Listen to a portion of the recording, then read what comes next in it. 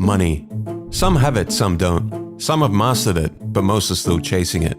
You may think of money as just numbers and spreadsheets and math, or an equation that needs to be solved. But the real financial decisions are made far away from calculators, around dinner tables with ego, pride, fear, and personal history. The true nature of money is the dance between the cold arithmetic of a spreadsheet and human nature. When it comes to money, we are complicated creatures, and financial success is not so much about how much you know, but how you behave. This video was inspired by Morgan Housel's amazing book, The Psychology of Money. Let's delve into the strange and human side of money.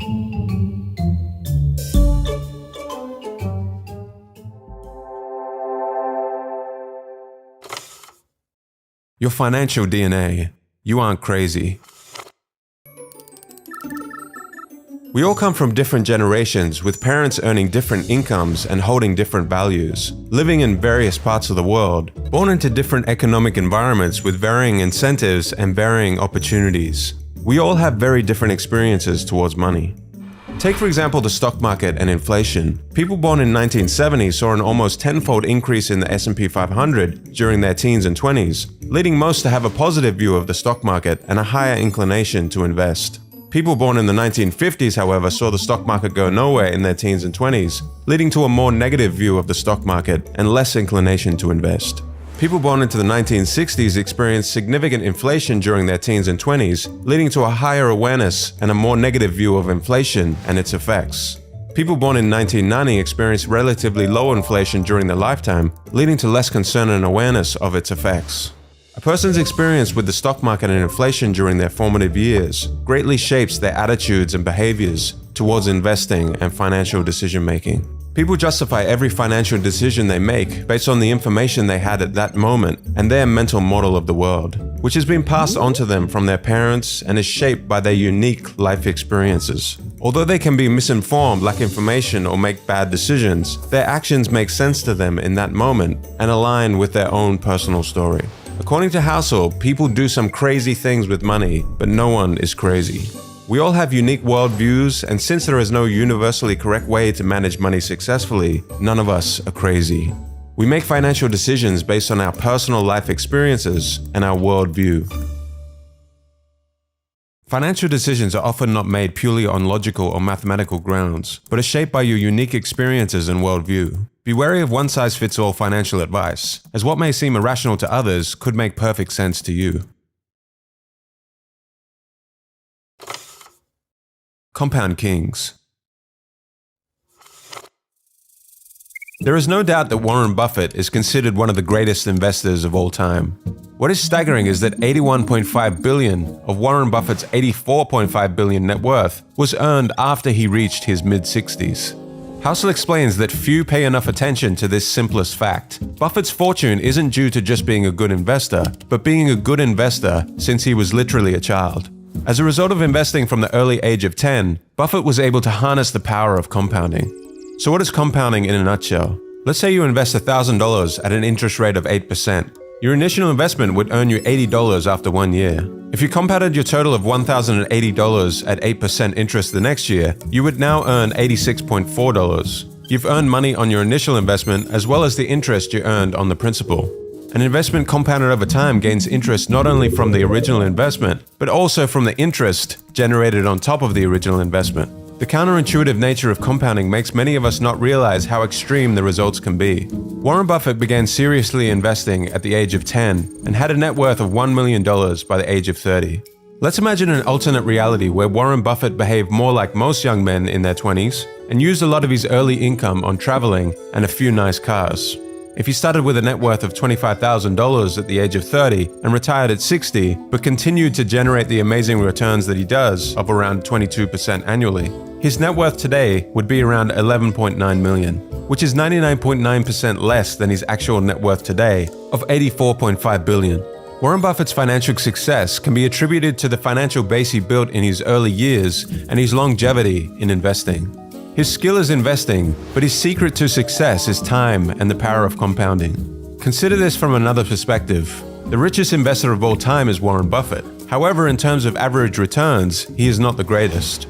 Jim Simons, for instance, is a hedge fund manager who has compounded money at a staggering 66% annually since 1988. a much higher rate than Buffett. The net worth of Simons, however, is $21 billion, which is 75% less than Buffett's. How is this possible? According to Housel, the reason for this is that Simons wasn't able to find his stride in investing until he was 50 years old, effectively giving him less than half as many years to compound as Buffett. Housel estimates that if he had invested over a time frame as long as Buffett, his net worth today would be 63 quintillion, 900 quadrillion, 781 trillion, 780 billion, 748 million, $160,000. It's important not to underestimate the power of compounding. No matter how counterintuitive the results of compounding may seem, they should never be ignored. People often focus on short-term gains, overlooking the long-term impact of compounding. Understanding and leveraging the power of compounding is crucial for long-term financial success. It's not about making quick high returns, but about consistent long-term growth. Pessimism and money. Optimism is a belief that the odds of a good outcome are in your favor over time, even if there are setbacks along the way. But when it comes to money, we all have a bias towards pessimism that we hold dear in our hearts. Looking back, however, things have generally improved over the years. So what is it about pessimism that we are inclined to embrace rather than optimism? The answer is because good things take time and don't happen overnight. Money is a subject that attracts pessimism for a variety of reasons. Let's start with the fact that money matters to all of us. When we hear about something bad happening in the economy, we're more likely to pay attention. For example, a 40% decline in the stock market over 6 months is likely to attract attention immediately and may even attract government intervention. However, the incremental nature of a 140% gain over 6 years can go largely unnoticed. Every year, 500,000 Americans are saved by the progress of medicine over the last 50 years. Slow progress, however, attracts less attention than quick, sudden losses, such as terrorism, plane crashes, and natural disasters. There are many overnight tragedies, but few overnight miracles. To be practical, we don't have to be pessimistic. Despite setbacks, we can hold on to the belief that over time, the odds of a positive outcome are in our favor. When watching the news highlighting a stock market crash, economic woes, or other money problems, try to remember that things tend to improve over time. Don't let the allure of pessimism cloud your judgment. A balanced reality-based optimism, viewed over a longer time horizon, is often more rational for long-term success and can reveal opportunities you would miss with a pessimistic outlook. 2 forgotten elements. In 1968, there were roughly 300 million high school-aged people in the world, and of those 300 million, 300 students attended a small school in Seattle called Lakeside. Lakeside happened to be the only high school in the world at the time that had a professor with the foresight to lease a computer, the Teletype Model 30. This was no ordinary computer. It was advanced for the time, and the type of computer that even graduate students didn't have access to. And for one lucky student at Lakeside, this would change everything. That student was Bill Gates. From 300 million down to 300. So in 1968, there was roughly a 1 in a million chance of being a high school student with access to a computer. Bill Gates and his schoolmate Paul Allen would go on to create Microsoft together. Even as a teenager, Gates showed exceptional intelligence, hard work, and a vision for computers unlike anyone else. But going to Lakeside also gave him a 1 in a million competitive advantage and head start. And Gates is not shy about this. In 2005, he said, "If there had been no Lakeside, there would have been no Microsoft." What is not often mentioned in the early Microsoft story was a third member of this gang of high school computer prodigies, Kent Evans. Just as intelligent, just as visionary, Kent could have very well been one of the founders of Microsoft alongside Gates and Allen. However, that would not happen. A mountaineering accident took Kent's life before he graduated high school. The odds of a high school student being killed in a mountaineering accident are around 1 in a million. Just as the extremely rare stroke of luck would propel Bill Gates and Paul Allen to great success, Kent Evans would experience an extremely rare event with an encounter with what Housel calls the close sibling of luck, risk. Luck and risk are like the winds and the waves that determine the course of a sailboat. The sailor can control the rudder and the sails, but ultimately the direction and speed of the boat are influenced by external factors that cannot be fully predicted or controlled. The pursuit of success is full of twists and turns, and the role luck and risk play in shaping our lives is an important perspective to keep in mind. Understanding that success is a complex combination of factors, including both talent and luck, can help us approach our own financial decisions with greater humility and perspective. Be cautious in attributing your own successes or failures solely to your own actions. Acknowledge the roles of luck and risk. When learning from others, try to emulate broad patterns you encounter as opposed to extreme individual examples that often involve a high degree of luck or risk. These extreme cases are not easily replicable. The key to happiness. People want to become wealthier to make themselves happier, but according to Housel, the key to happiness is the ability to do what you want, when you want, with who you want, for as long as you want. The pursuit of material wealth has led to many people working harder and giving up more control over their time, despite being richer than ever before. However, studies show that having control over your life is the most dependable predictor of positive feelings of well-being, more than your salary, house size, or career prestige. Ultimately, controlling your time is the highest dividend money pays. Pursuing money without valuing time is like filling a bucket with a hole in it. No matter how much water you pour in it, it will continue to leak out. Similarly, no matter how much money you accumulate, it won't bring lasting happiness if you don't have control over your time and can't enjoy the fruits of your labor. Prioritize gaining control over your time when considering how to use or invest your money. The freedom to do what you want when you want is often more valuable than any material possession. Tail events. Heinz Berggruen, a man who fled Nazi Germany and settled in America, became one of the most successful art dealers of all time. He collected a massive amount of art, including works by famous artists like Picasso, Klee, and Matisse. In 2000, he sold part of his collection for over 100 million euros. But what was his secret to acquiring so many masterpieces? Was it skill? Was it luck? According to Horizon, a research firm, great investors buy vast quantities of art and hold on to them for a long period of time. They wait for a few of those paintings to become well known and worth a lot of money, even though most of the paintings they bought were not worth very much. In other words, it's not about being right all the time, but having a diversified portfolio and waiting for just a few winners to emerge. Perhaps 99% of the work someone like Berggruen acquired in his life turned out to be of little value. He could be wrong most of the time, but that doesn't particularly matter if the other 1% turns out to be the work of someone like Picasso. These events are known as long tails, when a small number of events can account for the majority of outcomes. The long tails of Berggruen's art collection are what led to his ultimate fortune. The story of Berggruen teaches us a valuable lesson about investing, and this long tail concept also applies to many aspects of business and investing. The obvious example is venture capital. Most of the startups in a VC fund will fail and lose money for the fund, but all they need are a few outlier startups which make 20x returns to make up for these losses. Take Amazon for instance. In 2018, it drove 6% of the returns on the S&P 500, even though it is just one company. And if we look inside Amazon, its growth was largely driven by two tail events, Amazon Prime and Amazon Web Services. These two products alone more than made up for all of Amazon's less successful experiments, such as the Fire Phone or travel agencies. After the disastrous release of the Amazon Fire Phone, rather than apologizing to shareholders, Jeff Bezos said, "If you think that's a big failure, we're working on much bigger failures right now. I'm not kidding. Some of these are going to make the Fire Phone look like a tiny little blip."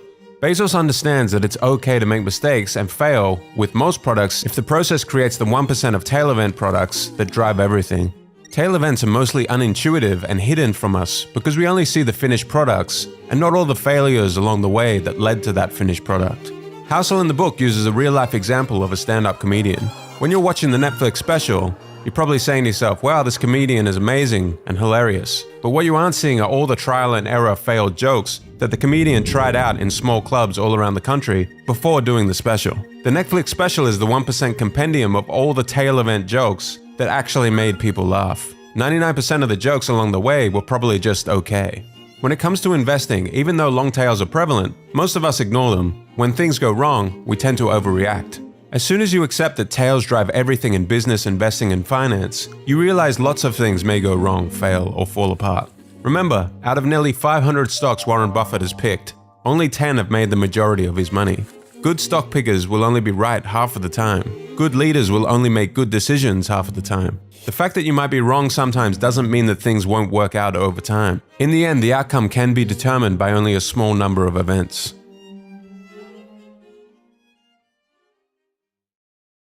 In investing in business, don't sweat frequent failures or average results. Success often hinges on a few major wins or tail events that outweigh your losses. True wealth versus being rich. It's so important to understand the difference between being rich and being wealthy. Richness is about your current income and the things that you own, while wealth is about the financial assets that you have yet to spend. True wealth isn't what you see, but what you don't. It's easy to assume that someone driving a Lamborghini is wealthy, but appearances can be deceiving. In reality, many individuals are living beyond their means and relying on debt to fund their flashy lifestyles. Wealth isn't about the cars you drive, the diamond rings, or the homes you own. It's about those financial assets that you have yet to spend. Accumulating wealth takes self-control and restraint. The diamonds, watches, and first-class upgrades that you decline all contribute to your overall wealth.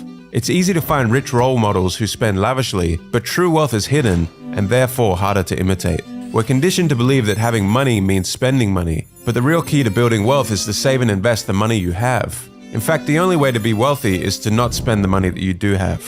The next time you see someone driving a fancy car or living in a big house, remember you can't judge wealth by appearances alone.